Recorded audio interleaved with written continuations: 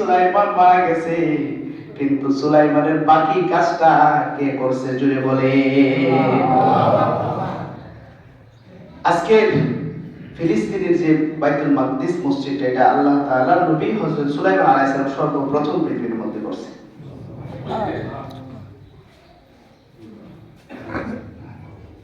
বর্তমানে একটা খুশির সংবাদ আপনারা সবাই জানেন, অথবা এই বিষয়টা আপনাদের জানা নাও থাকতে পারে যে জো বাইডেন সে যখন নির্বাচনের ইশতেহারের মধ্যে নির্বাচনে আসে, তখন ইহুদিদের সাপোর্ট পাওয়ার জন্য তার নির্বাচনের ইশতেহার ছিল যে আমি যদি আমেরিকার প্রেসিডেন্ট হয় তাহলে গাজা, ফিলিস্তিনের যে গাজা, তাকে পুড়ে ছারখার করে ফেলবো। নাউজুবিল্লাহ বলবেন না? গত এক বছরে আমেরিকা এখন যে আগুন জ্বলতেছে, দাবানল চলতেছে, এই লস অ্যাঞ্জেলস এবং ক্যালিফোর্নিয়া শহর থেকে আমেরিকা ইহুদিদেরকে এক বছরে 2200 কোটি ডলার টাকা সাহায্য করেছে গাজাকে আগুনে জ্বালিয়ে দেওয়ার জন্য। নাউজুবিল্লাহ। 2200 কোটি মার্কিন ডলার টাকা দিয়েছে কাকে? আমেরিকার সরকারে, ওই যে ইসরায়েল সরকারে দিয়েছে, যে সব কিছু আগুন ধরে ছারখার করে ফেলার জন্য। আপনারা জানেন যে গাজার এরকম একটা ঘরও নাই, বাকি নাই যে ঘরগুলা তার বিধ্বস্ত করে ফেলছে। মুসলমানদের 20 লক্ষ মুসলমান তারা শরণার্থী রাস্তার মধ্যে দিন কাটাইতেছে। বাংলাদেশ থেকে, বিভিন্ন দেশ থেকে যখন ওই যে কালেকশন করে টাকাগুলো পাঠাইতেছে, তাবু নির্মাণ করতেছে, ওই তাবুর মধ্যে কোনোভাবে জীবন ধারণ করতেছে। 5 বছরের একটা মেয়ে বাচ্চা, মাত্র 5 বছর, তার ছোট 3 বছর ভাই একটা, তার কোলে নিয়ে দৌড়তেছে, কাদের মধ্যে নিয়ে। কি হয়েছে?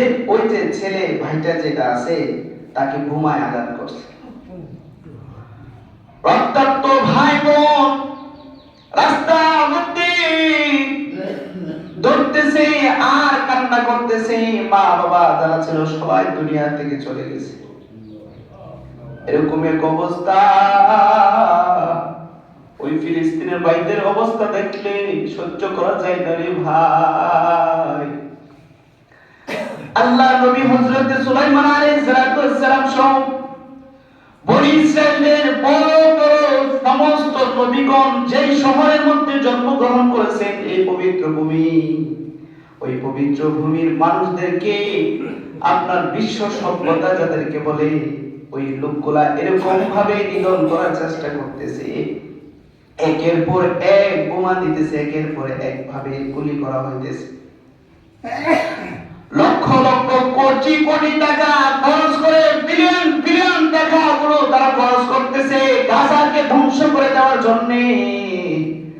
আল্লাহ তাআলার কাছে যখন ছোট ছোট বাচ্চারা দোয়া করতেছে, মাতা রাসূলুল্লাহ, মাতা রাসূলুল্লাহ, ও আল্লাহ তখন আমাদেরকে সাহায্য করবা, তখন সাহায্য করবা।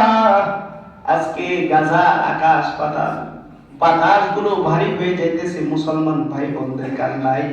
আল্লাহ তাআলা বলে, বান্দারে, দুনিয়ার মাঝে তোমাদের সব কিছুর চেষ্টা যখন শেষ হয়ে যাবে, আমি আল্লাহ তাআলা শুরু করব, ইন্না বাতশা রাব্বিকা লাশাদীদ। আমি আল্লাহ তাআলা আক্রমণ করব। ডিসেম্বরের 8 তারিখে থেকে শুরু হইল ক্যালিফোর্নিয়া, এর মধ্যে একটা ছোট্ট বাতাসের মধ্যে একটা আগুন ধরলেন।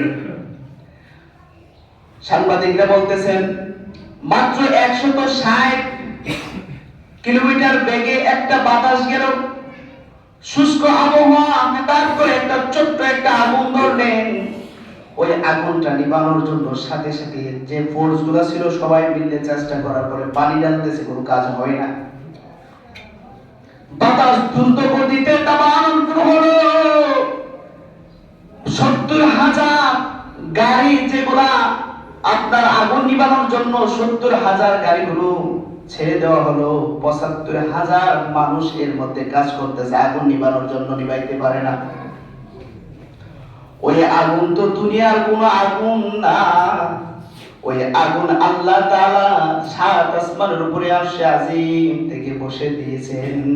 ফেরেশতাদের মাধ্যমে মুসলমানদের কান্না, ছোট ছোট বাচ্চাদের কান্নায় আল্লাহ তাআলার সাহায্য শুরু হয়ে গেছে।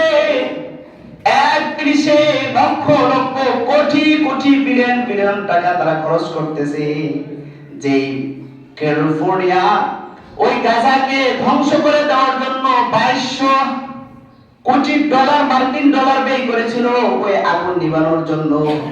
এই একদিনে তাদের খরচ হয়েছে 5,000 কোটি মার্কিন ডলার।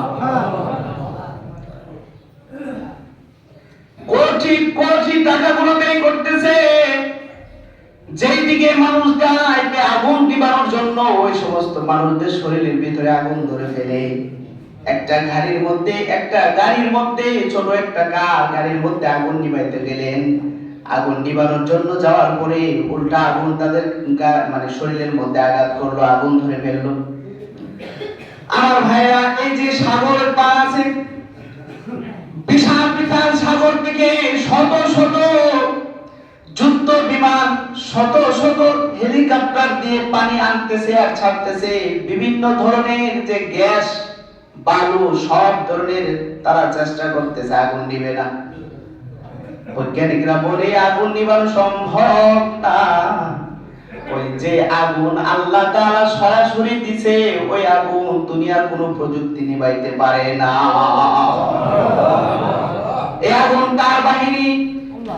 আগুন হলো একমাত্র আল্লাহর বাহিনী। এই যে ওই এলাকার মাঝে মানুষ পশু পাখির সাথে জিনা ব্যভিচার করত,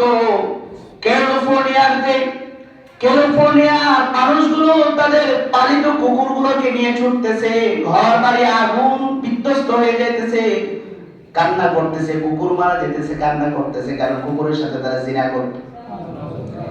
একদিকে তার ক্যালিফোর্নিয়ার এই যে নাফরমান বান্দাদের দিকে তাকা, তাদের চোখের পানি, আর আমার ফিলিস্তিনের ছোট ছোট বাচ্চাদের চোখের পানি। ওই ফিলিস্তিনের 1 বছরে 40,000 শিশুকে তারা শহীদ করেছে। তারা কে বলে যে বিশ্ব মানবতা, তারা নাকি অনেক কিছু করে মানুষদেরকে নিয়ে তারা শান্তিতে চলতে চায়।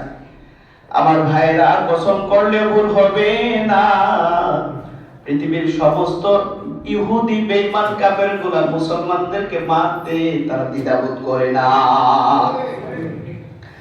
আল্লাহ তাআলা সাহায্য শুরু হয়ে গেছে। আল্লাহ বললেন, হযরত ইব্রাহিম আলাইহিস সালাম যে আগুনের মধ্যে পালাইছেন, ওই আগুন এখনো আল্লাহ তাআলার হাতে আছে কিনা? নমরুদ যখন হযরত ইব্রাহিমকে আগুনের মধ্যে পালায়, হযরত ইব্রাহিম আলাইহিস সালামের অপরাধ ছিল একটা, মূর্তি বানানো যাবে না, ভাস্কর্য বানানো যাবে না, ওই মূর্তির পায়ে সিজদা করা যাবে না, বাবাকে নিষেধ করে, আত্মীয় স্বজনদেরকে নিষেধ করার পর ওই বাবা আজর ওই নমরুদের সভাসদ ব্যক্তিদের মধ্যে একজন ছিলেন। ওই আজরকে বলল, আমার ছেলে তো এরকম, আমাকে বলে মূর্তি পূজা করবা না, আমি আমার ছেলের সাথে এইগুলো করে পারতেছি না, বাদশা আমাকে সাহায্য করেন। নমরুদ তাকে খবর দিয়ে নিয়ে আসলো যে তুমি কি করতেছো, এরকম ভাবে নাকি তুমি দাওয়াত দাও মানুষকে, কি আর আল্লাহ একজন আছে? তোমার আবার কি আর আল্লাহ একজন আছে? হযরত ইব্রাহিম আলাইহিস সালাম বলেন, আমার আল্লাহ আমাকে খাওয়ায়, আমাকে পড়ায়, আমাকে জীবন দেয়, আমাকে হায়াত দেয়, আমাকে মৃত্যু দেয়। ওই নমরুদ সাথে সাথে দুইজন ব্যক্তিকে আনলেন, একজনকে এনে জবাই করে ফেললেন, আরেকজনকে ছেড়ে দিলেন। কই, এই যে দেখো আমি আল্লাহ, আমি একজনকে জীবন দিছি, আরেকজনকে মৃত্যু দিছি। হযরত ইব্রাহিম আলাইহিস সালাম বলে এত বড় মদন, ওই মদনকে কিভাবে আমি বুঝাইতে পারবো? হযরত ইব্রাহিম আলাইহিস সালাম বললেন, আচ্ছা বলো তো দেখি দুনিয়ার সব কিছু তোমার নিয়ন্ত্রণে আছে কিনা? হ্যাঁ, সব কিছু আমি চালাই। কয় আমার আল্লাহ প্রতিদিন পূর্ব দিক থেকে সূর্যটা ওঠায় পশ্চিম দিকে দেয়। তুমি যদি আল্লাহ হয়ে থাকো তাহলে আগামী কালকে পশ্চিম দিক দিয়ে সূর্য উঠাইবা, পূর্ব দিকে নিবা। ফাবুহিতাল্লাযীনা কাফারু, ওই নমরুদের এই কথা শোনার পরে বিলকিস কর্তব্য বিমূঢ় হয়ে গেল, বিমর্ষ অবস্থায় চিন্তিত হয়ে পড়লো। এখন যখন আর যুক্তি দিয়ে পারে না, কয় হামলিকুহু ওয়ানসুরু আলিহাতাকুম, তোমরা তোমাদের উপাস্যদেরকে সাহায্য করো, ইব্রাহিমকে আগুনের মধ্যে নিক্ষেপ করো। এখন কিভাবে আগুনের মধ্যে নিক্ষেপ করবে? হযরত ইব্রাহিম আলাইহিস সালামকে আগুনের মধ্যে কিভাবে নিক্ষেপ করবে পরামর্শ করতেছেন। বলেন তো মানুষদের মধ্যে এক নম্বর শত্রুকে? ওই ইবলিস এসে মুরব্বি সেজে এসে উপস্থিত। ইবলিস মুরব্বি সেজে এসে নমরুদের কাছে বলতেছে, আরে এটা ব্যাপার না, কয় আগুন জ্বালাইতে থাকো, কিভাবে নিক্ষেপ করতে হয় আমি তো মুরব্বি আছি, আমার একটু পরামর্শ নিবা। নমরুদে যখন আগুন জ্বালাইলেন, বিশাল আগুনের কুণ্ডলী, ইবলিস অর্ডার করলেন যে তার জন্য একটা কামান তৈরি করো। আরবিতে আসে মিনজানি, এর অর্থ কামান। কয়েকটা কামান তৈরি করো, যে কামানের মধ্যে হযরত ইব্রাহিম আলাইহিস সালামকে হাত পা বেঁধে বসাইবা, বসানোর পরে ওই কামান দিয়ে যখন নিক্ষেপ করবা সে আগুনের মধ্যে পড়ে যাবে, মধ্যস্থলে পড়ে যাবে। তুমি এই কাজটা করো। কামান বানানো হলো, হযরত ইব্রাহিম আলাইহিস সালামকে আগুনের মধ্যে নিক্ষেপ করা হলো। আল্লাহ তাআলার বাহিনী আগুনকে আল্লাহ তাআলা বললেন, এরে আগুন, কুলনা রুকুনি বারদাও ওয়া সালামান আলা ইব্রাহিম। আল্লাহ তাআলা সাথে সাথে আগুনকে বলে, কুলনা রুকুনি বারদাও ওয়া সালামান আলা ইব্রাহিম। আগুন সাথে সাথে তুমি আমার বন্ধু ইব্রাহিমের জন্য তুমি ফুলের বাগান হয়ে যাও। আমার বন্ধু যদি কোনো ধরনের কষ্ট না পায়, সাবধান আগুন, আমার বন্ধুর শরীরে একটা পশম তুমি জ্বালাইতে পারবা না। আগুন সাথে সাথে হযরত ইব্রাহিমের জন্য ফুলের বাগান হয়ে গেলে। আমার ভাইয়া, ওই আগুন দুনিয়ার মধ্যে এখন আছে না নাই? পৃথিবীর মাঝে যত মুসলমান নিধন করতে পারবা, তত যা কিছু করো, পৃথিবীতে যা কিছু তুমি এখন বন্দুক দিয়ে বা যে কোনো জিনিস দিয়ে মুসলমান নিধন করতে পারবা, কিন্তু মুসলমানদের ঈমান নিধন করা সম্ভব না। এই আমেরিকা, রাশিয়া, চাইনা সমস্ত কাফের বেঈমানরা একত্রিত হইয়া যদি মুসলমানদের উপর আঘাত করে, মুসলমান যদি সব মারা যায়, বলেন তো আবার ওই মানুষদের ভিতরে কে ঈমান ঢেলে দেবে? আমার ভাইরা, সমস্ত মুসলমান দুনিয়া থেকে বিদায় হয়ে যাবে, কোন ধরনের আফসোস নাই। কারণ বেঈমানরা যখন মুসলমানদেরকে আঘাত করবে, আল্লাহ তাআলা ওই আঘাতের বিনিময়ে পৃথিবীর মাঝে সমস্ত মৃত্যুর মাঝে সবচেয়ে শহীদ মৃত্যু হলো সহজ। শহীদ মৃত্যু এরকম মৃত্যু, কয় মানুষ শহীদ মৃত্যু একটা গুলির আঘাত খেয়ে মৃত্যুবরণ করছে। কয় মৃত্যুটা এরকম হয়েছে যেরকম সাধারণ এই মা কোলের মধ্যে ছোট বাচ্চা যেমন দুধ খাওয়ানোর জন্য বুকের মধ্যে আসতে চাপ দেয়, আজরাইল আলাইহিস সালাম ওই মানুষটাকে এত সহজে মৃত্যুবরণ করায়। একটা শিশু তার মা স্তন থেকে দুধ খেলে যেরকম ভাবে আস্তে আস্তে আলতো ভাবে ধরে, হযরত আজরাইল আলাইহিস সালাম আল্লাহর রাস্তায় দ্বীনের জন্য যারা শহীদ হয়, ঠিক সেরকম ভাবে তার জান কবজ করে নেয়। জান্নাতটা যখন জানটা কবজ করার সাথে সাথে শহীদের কবরের আযাবের কথা হবে না। কবরের মধ্যে রাখার সাথে সাথে মুনকার নাকিশ পর্যন্ত তাকে সওয়াল জব করবে না। কারণ কিসের সওয়াল জব করবে? যে আল্লাহর জন্য সে নিজের জীবনটা দিয়ে ফেলেছে পৃথিবীর মধ্যে, ওই ব্যক্তিকে না চিনে মুনকার নাকির যখন আসতে থাকবে, আল্লাহ তাআলা ডাইরেক্ট অর্ডার করবে, মুনকার নাকির তুমি আর যাবা না, আমার বান্দা সে আমার জন্য আমার দেওয়া শ্রেষ্ঠ যে সম্পদ জানটা সে আমার রাস্তায় বের করে দিছে, অতএব তুমি আমার ওই বান্দার কবরের মধ্যে গিয়ে তাকে ডিস্টার্ব করবা না। আপনার তারা সাথে সাথে হযরতে জিবরাইল আলাইহিস সালামকে অর্ডার করবেন, আমার এই বান্দার কবরটাকে জান্নাতের বাগান হিসেবে করে দাও। আর এরকম একটা ঘুম দিবে কিয়ামতে, হযরতে ইসরাফিল আলাইহিস সালাম বাঁশির সিংহে ফুৎকারের আগে ঘুম ভাঙবে না। আমার ভাইয়া হযরত ইব্রাহিম আলাইহিস সালামকে যে আগুন থেকে আল্লাহ তাআলা বাঁচিয়েছেন, হযরত ইউনূস আলাইহিস সালামকে মাছের পেট থেকে যে আল্লাহ বাঁচিয়েছেন, মানুষ বিপদে পড়লে যে আল্লাহ তাআলা রক্ষা করে, ওই আল্লাহ তাআলা কোন দুনিয়ার পৃথিবীর মধ্যে আছে কিনা? ওই আল্লাহ তাআলা মুসলমানদের সাথে সব সময় থাকবেন। আল্লাহ তাআলা ওয়াদা, ইন্নাল্লাহা মা'আস সাবিরিন, আল্লাহ তাআলা ওয়াদা করে, ইন্নাল্লাহা মা'আস সাবিরিন, আমি আল্লাহ তাআলা ধৈর্যশীলদের সাথে থাকবো, এটা আল্লাহ তাআলার ওয়াদা।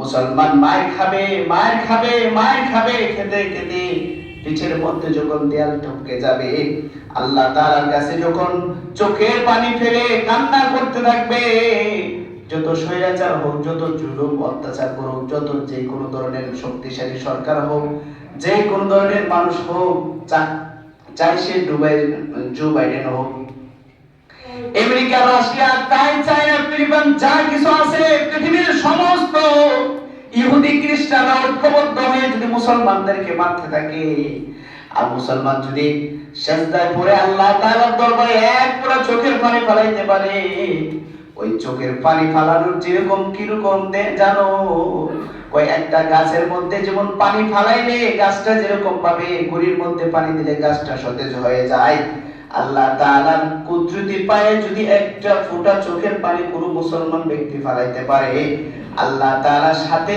সাথে ওই ব্যক্তির জিম্মাদার হয়ে যায়।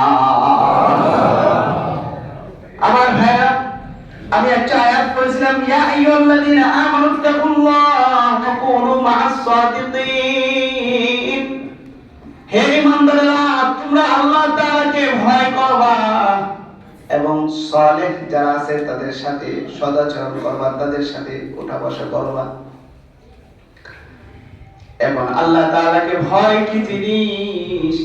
কয় ভয়টা হলো এমন জিনিস, আমি যা কিছু করি, যা কিছু করতেছি, যে জায়গায় যাইতেছি, সব কিছু আমার আল্লাহ দেখতেছে। মুসলমানের অন্তরের মধ্যে এই ভয়টা থাকবে। আমি বাজারে ব্যবসা করতেছি, যদি মাথার মধ্যে কম দেয়, দুনিয়ার কেউ যদি না জানে, কে দেখেন? আল্লাহ দেখেন। এরকম একটা ভয় তোমার মধ্যে থাকতে হবে তোমার অন্তরের মধ্যে, তাহলে তুমি মুত্তাকি হইতে পারবা। আর মুত্তাকি হওয়ার জন্য সর্বপ্রথম যে জিনিসটা প্রয়োজন, আল্লাহ তাআলা বলেছেন, ওয়া কুনু মা'আস সাদিকিন, তোমরা সত্যবাদীদের সাথে সংসর্গ গ্রহণ করবা। কবি বলতেছে যে যদি সৎ সঙ্গে স্বর্গে বাস, অসৎ সঙ্গে নরকে বাস, কই যদি তুমি সৎ মানুষের সাথে বসবাস করো দুনিয়ার মধ্যে, ওই মানুষটা জান্নাতে গেলে তোমাকে জান্নাতে নিয়ে যাবে। আল মারউ মা মান আহাব্বা, কই দুনিয়ার মধ্যে যে ব্যক্তিকে মহব্বত করবা, কাল কিয়ামতের মাঠে তার সাথে তোমার হাসর নাসর হবে। এখন কথা হইল ভাই, কই দুনিয়ার মধ্যে ভালো মানুষ কারা? কই তাদের কয়েকটা সূরত আছে। আল্লাহ নবী রাহমাতুল লিল আলামিন তিনটা জিনিস বলে গেছেন দুনিয়ার মধ্যে মুত্তাকি কারা। এক নম্বর মুত্তাকিদের গুণ হলো তাদের চেহারার মধ্যে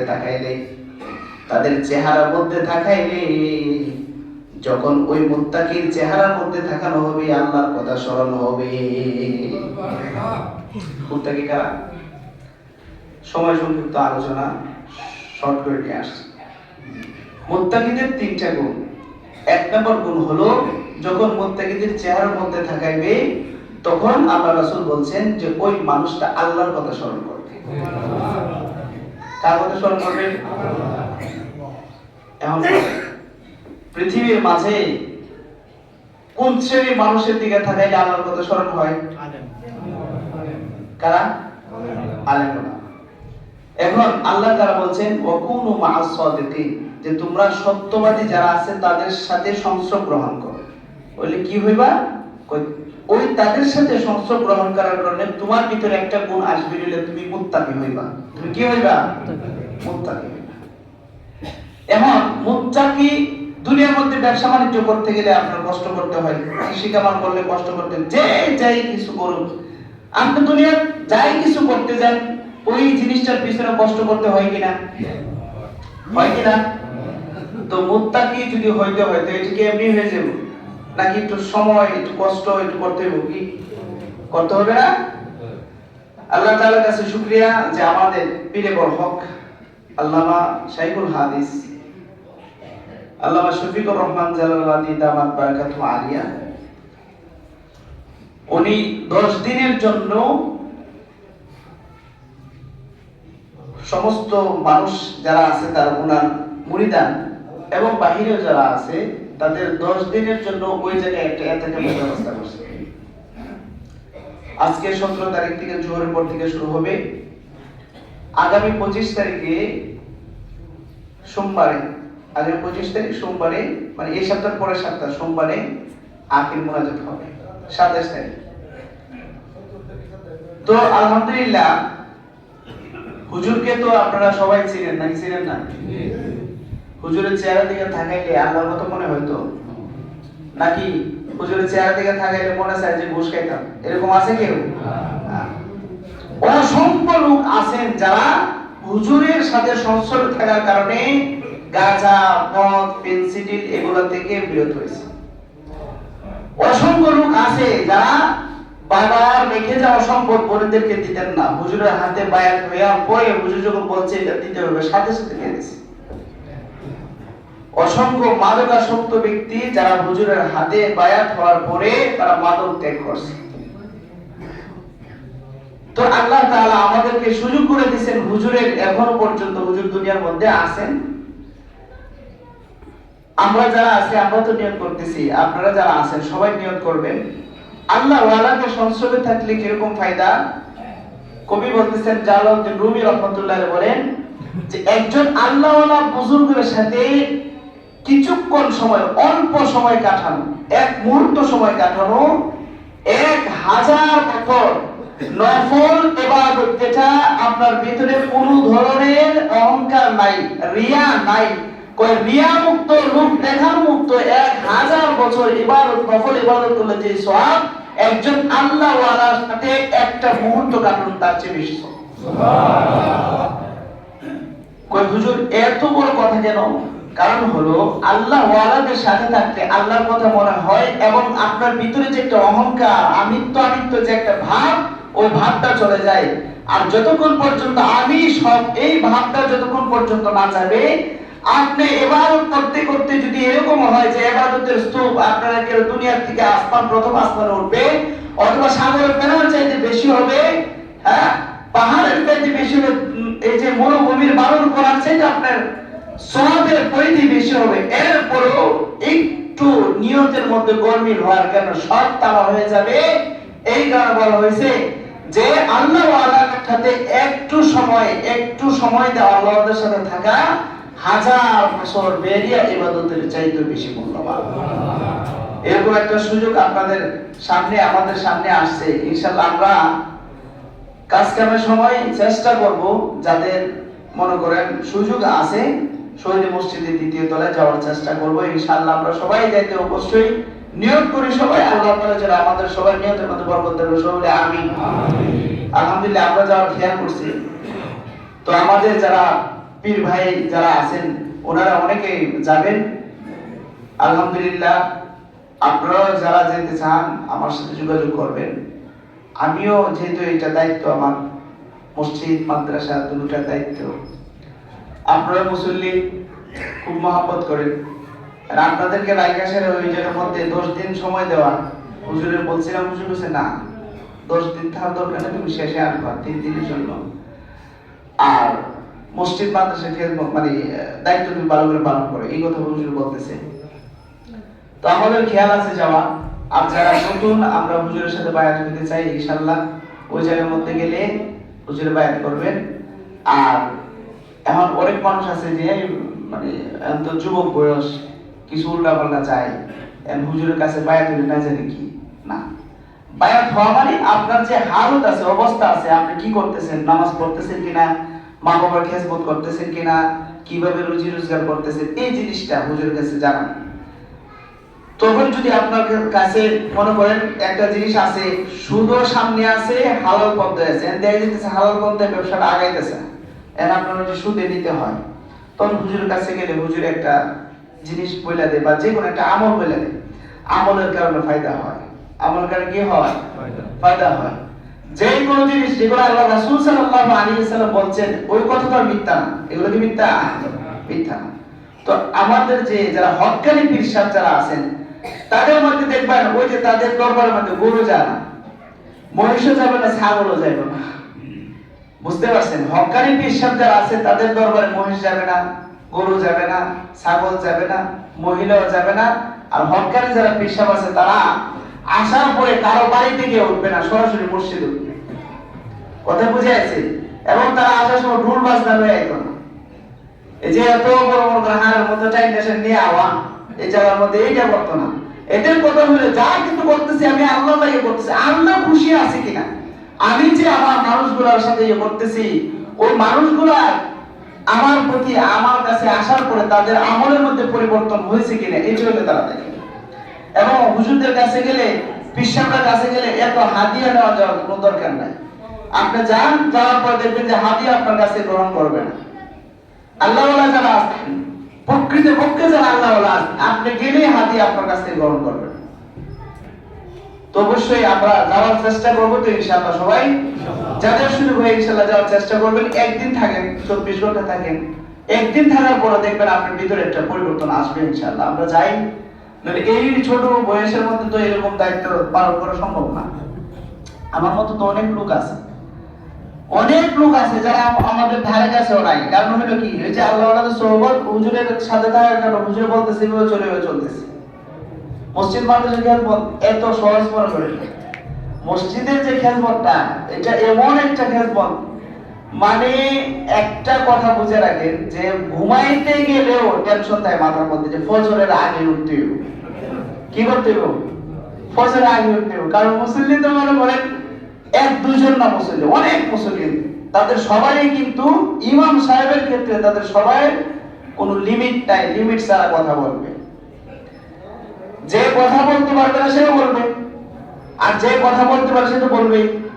তো মসজিদ মাদ্রাসার যে চাকরিগুলো আছে, বিশেষ করে পাবলিক লিস্টে যে চাকরি, যেমন চেয়ারম্যান সাহেব যেগুলো যেগুলো আছে, এগুলোর মধ্যে খুব মানে মানসিক ভাবে যে চাকরিগুলো করেছে মানসিক ভাবে খুব এর মধ্যে চাপে থাকে।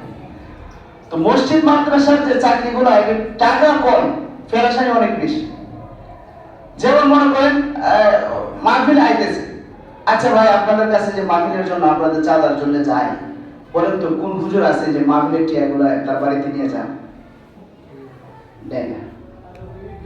একটা টাকা আপনাদের কাছ থেকে তোলার পরে যে ভাই চাপাই দেন, ভাই 200 টাকা না 500 টাকা দিতে হইব, এই যে আমি কইতেছি আমার সময় ব্যয় করতেছি বা আমার যে মুখের যে এটা আছে এটা আপনাদেরকে বলতেছি, বারবার আপনাদের কাছে যাইতেছি, হুজুররা যাইতেছে, এটা একটা হুজুরদের পকেটে যাবে এরকম না।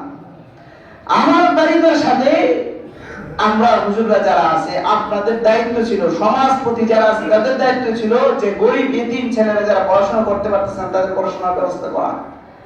এই পড়াশোনার ব্যবস্থাটা আয়েশা করছে হুজুরদের গায়ের উপরে, যার কারণে 100 ছাত্র থাকলে 20 জন থাকে এতিম।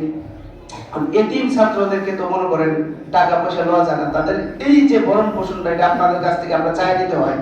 অথচ সমাজের মধ্যে যদি মনে করেন যারা প্রকৃত পক্ষে যারা রিয়েলিটি মানুষ ছিল তাদের উচিত ছিল যে হুজুরদের কাছে খবর নেওয়া যে হুজুর এই ছেলেরা চলতে পারতেছে না, এই ছেলেগুলো আপনি কিভাবে চালাইতেছেন, কিভাবে খাওয়াইতেছেন, এটা তো আমাদের দায়িত্ব, নেন হুজুর, এটা দেওয়ার দরকার। কিন্তু হুজুরদের কারা চাপ দেন? সমাজে আছে না নাই? বহুত আছে। তো মাদ্রাসা মসজিদের মধ্যে চাকরি করা খুব কঠিন। আমাদের মুরব্বীরা যারা আছে, বিশেষ করে ইয়াং জেনারেশন আমরা যারা আছি, আমরা মসজিদ মাদ্রাসা চাকরির উপর নির্ভর না।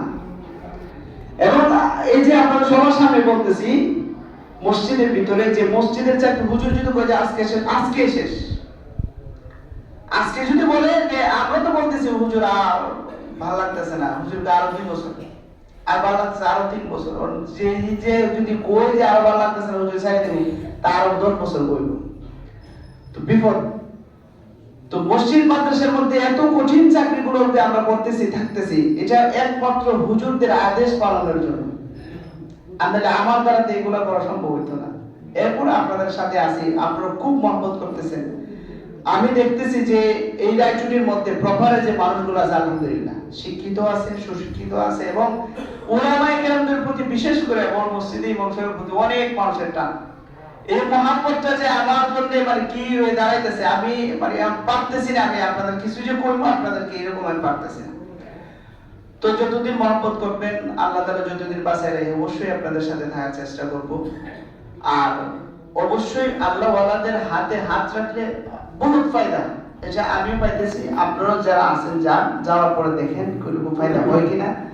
অবশ্যই অর্থনৈতিক মধ্যে আসবে পরিবর্তন, আমলের মধ্যে পরিবর্তন আসবে, ইমানের মধ্যে পরিবর্তন আসবে, সাংসারিক জীবনে শান্তি ইনশাআল্লাহ আসবে। আল্লাহ তাআলা আমাদের সবাইকে কথাগুলোর উপর আমল করার তৌফিক দান করুক। এবং যারা যাইতে চান অবশ্যই আমার সাথে সাক্ষাৎ করবেন, আমি সবকিছু আপনাদের কাছে বলে দেব ইনশাআল্লাহ। যারা সুন্নাত পড়ে চায় সুন্নাত